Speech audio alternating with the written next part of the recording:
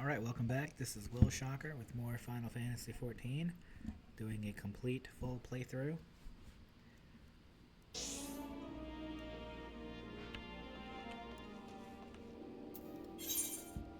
Okay, where is that? Relighting. Armorer's Guild. Great, let's go to the Aft Castle then.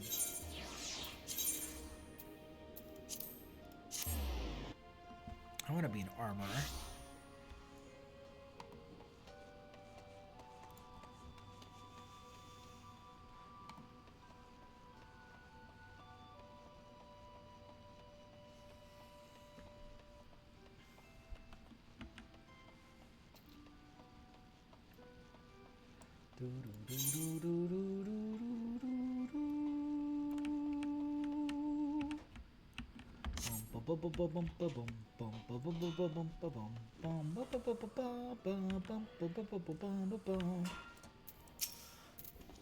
Unless you're blind and deaf, I presume you wander into our forge viewers of your own accord, drawn by the siren song of our smithy's hammers, no doubt.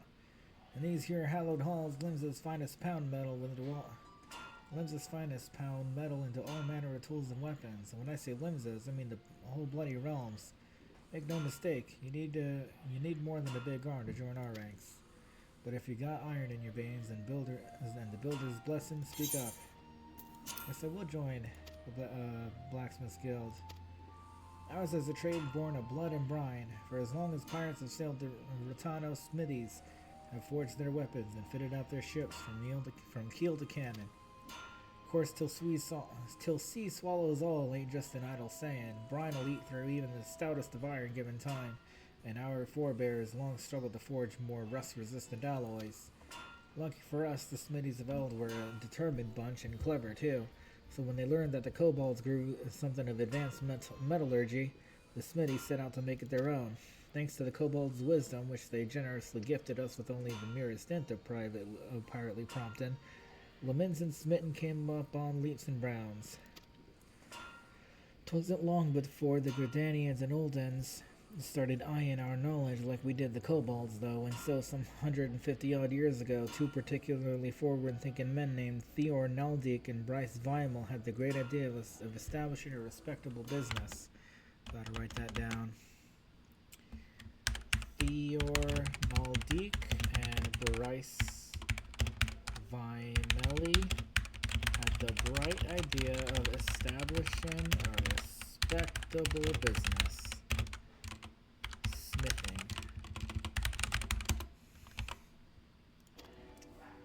Being fair-minded fellows, they'd sell their wares to anyone who had the coin, pirates and foreigners included.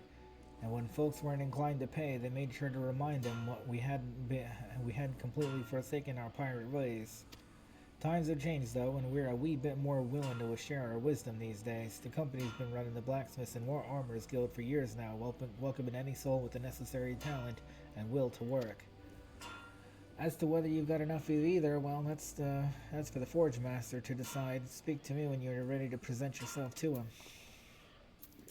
I'm ready. I'm ready to be a great blacksmith. That's the spirit. If you'd taken any longer to decide, I'd have told you to bugger off no matter what you said. You can't have half-arsed adventurers wasting Forge Master Bridtail's precious time, see? He's got a lot of irons in the fire. That's why me and the other lads make a point of keeping idlers, imbeciles, and otherwise unqualified from getting in his way.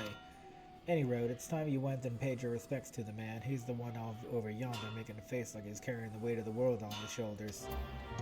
Alright. Talk to Guildmaster.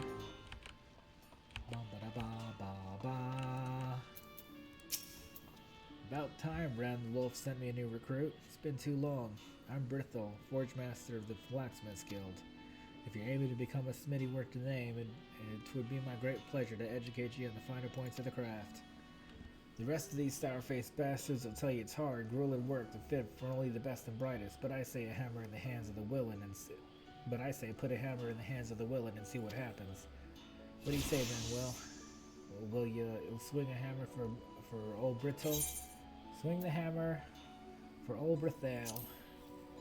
I knew I liked you the moment I set eyes on you. What did you say your name was?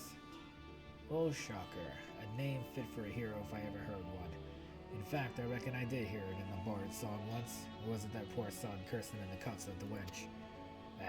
Don't matter if it was saving the world or bending someone's mother. So it's time to forge yourself a new reputation, pound out a new legend, and you can trust the Berthold to help you do it. But here I go, putting the cart before the chocobo. Here, lad, take this crosspin hammer. A Smitty without a hammer is like me without a drink. Bloody useless. Well, don't just stand there gawping at her. Take her in your hands and have a few practice swings, whatever you fancy. She's all yours now. What I wouldn't give to be you right now, lad. A Smitty never forgets his first hammer. Right on.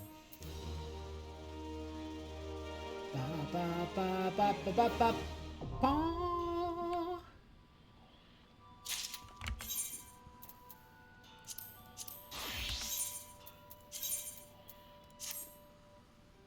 Right on. I need pants. Already got a hempen curta. Now that there is a beautiful sight. Never forget, a Smitty's hammer is his one true love. Friends will betray you, lovers will leave you, but your hammer will never do you wrong. God, seeing you standing there reminds me of a less ale-sodden version of me younger self. But on to your task. We ain't a congregation of soft-handed scholarlies here. Smitties learn by doing. Try your hand to making a bronze ingot. Any Smitty word is assault's got to master the fundamentals, and you can't get more fundamental than that. It ain't complicated. Bronze is just rubber and tin melted down and mixed together.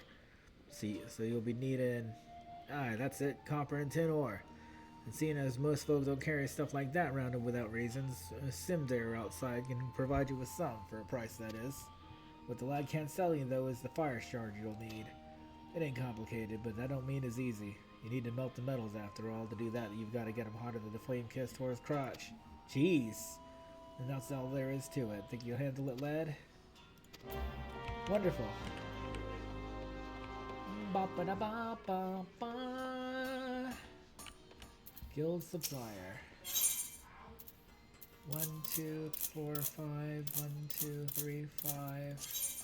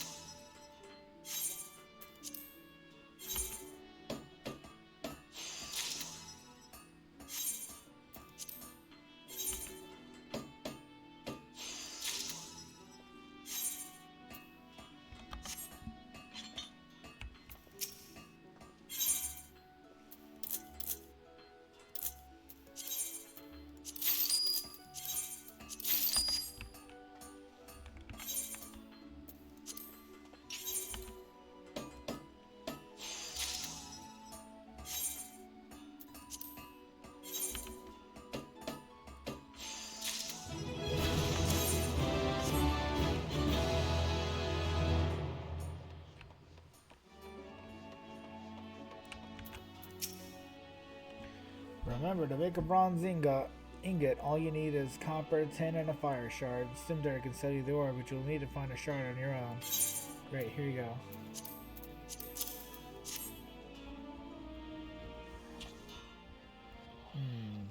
You're alright, lad. Better than that, even. Sure you ain't done this before? Because honestly, this ain't what you'd expect from a venturer fresh off the street. I think you might be bleeding natural, lad. It takes just the right balance of metals to produce bronze suitable for your weapons and tools. But this ingot you've made me, lad, it's on par with them as our veterans produce. You can take this down to Hawker's Alley and find a buyer in no time. Briar God's watching over you, ain't no doubt about it. You got talent, kid. Don't let it go to your head. I've seen plenty of folk get drunk on early success only to puke their guts up later because they forgot what talent's worth bugger all without hard work and dedication. So I tell you what, keep it simple for now, lad. Practice the fundamentals till you can smelt bronze in your sleep. And when you've gained the kind of confidence as only comes with experience, come back and I'll teach you something new. Level 5.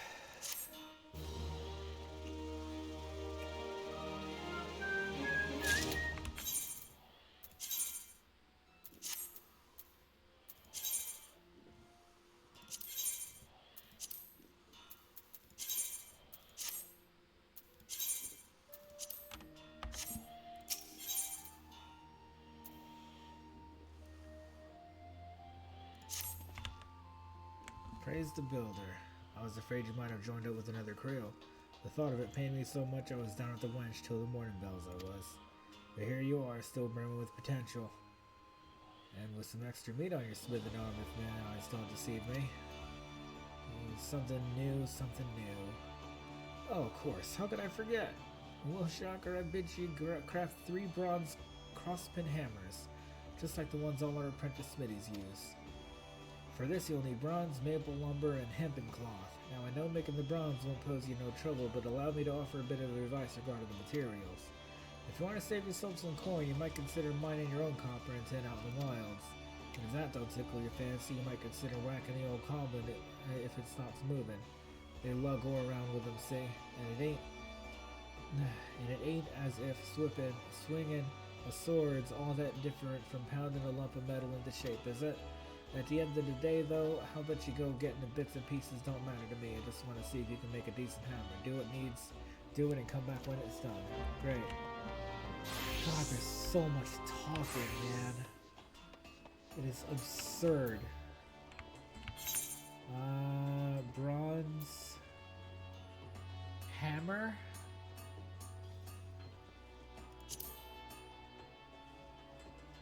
Must be this one. Ingot, hempen cloth, maple lumber. Maple lumber. Hempen cloth. Okay.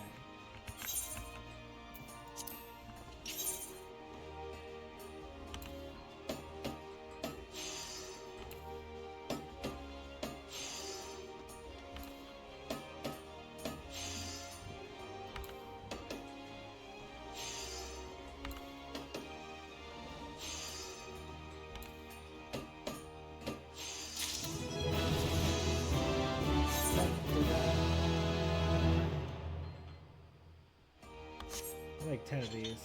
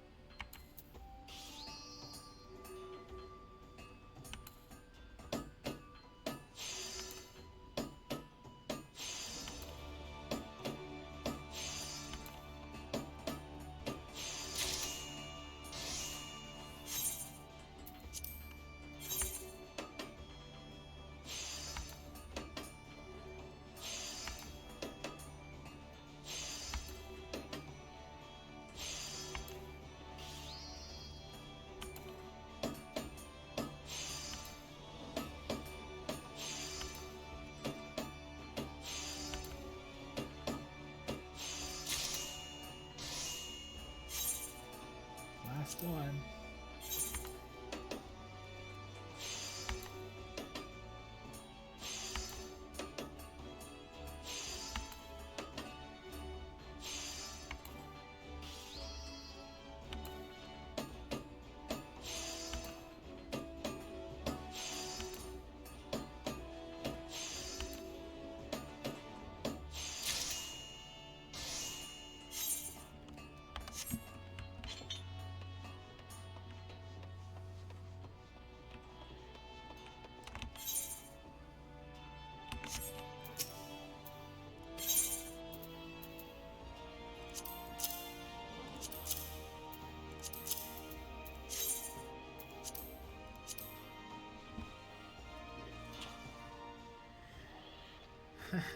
Seems last time weren't no fluke. These are some impressive work. This here's some impressive work, lad.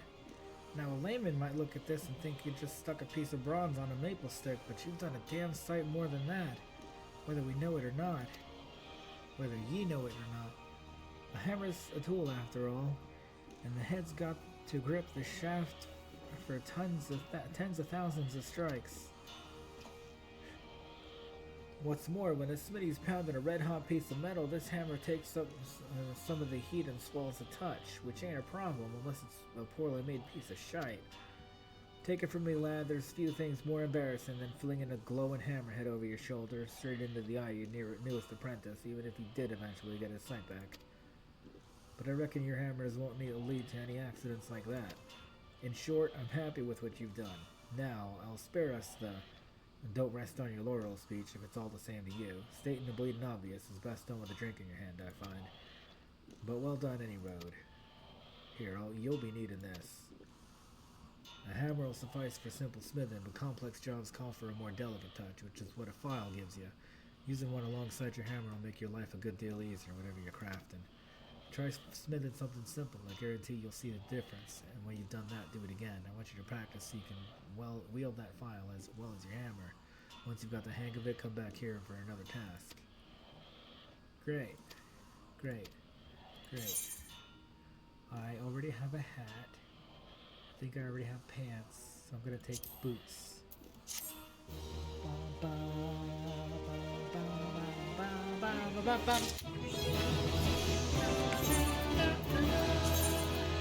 Put the pants on!